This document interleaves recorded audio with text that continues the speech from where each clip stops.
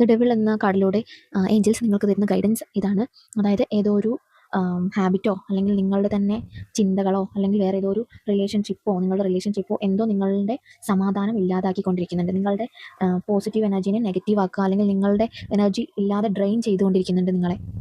കാരണം നിങ്ങൾക്ക് അതെല്ലാം വിട്ടു വന്നാൽ ആ ഹാബിറ്റോ ആ ഒരു ശീലമോ അല്ലെങ്കിൽ ആ അഡിക്ഷനോ അല്ലെങ്കിൽ ആ റിലേഷൻഷിപ്പിൽ നിന്ന് നിങ്ങൾക്കൊരു ബ്രേക്ക് അല്ലെങ്കിൽ നിങ്ങളതിന് പുറത്തു വന്നാലാണ് നിങ്ങൾക്ക് വീണ്ടും സമാധാനത്തോടെയും സന്തോഷത്തോടെയും ജീവിക്കാനും നിങ്ങൾക്ക് മുന്നോട്ട് പോകാനും സാധിക്കുള്ളൂ. സോ നിങ്ങൾക്കതെല്ലാം ആ ബാഡ് ഹാബിറ്റ് എന്താണെന്ന് വെച്ച് കഴിഞ്ഞാൽ നിങ്ങൾക്ക് ഒട്ടും ചേരാത്ത ആ ശീലം എന്താണ്, നിങ്ങളുടെ എനർജി ഡ്രെയിൻ ചെയ്യുന്ന ആ ശീലമോ ഒരു റിലേഷൻഷിപ്പോ അല്ലെങ്കിൽ നിങ്ങളുടെ ചിന്തകൾ തന്നെയാവാം. ആ ഒരു കാര്യം അതിൽ നിന്ന് നിങ്ങളെ റിലീസ് ചെയ്ത് പുറത്തു വരേണ്ട ടൈം ആയി കഴിഞ്ഞു.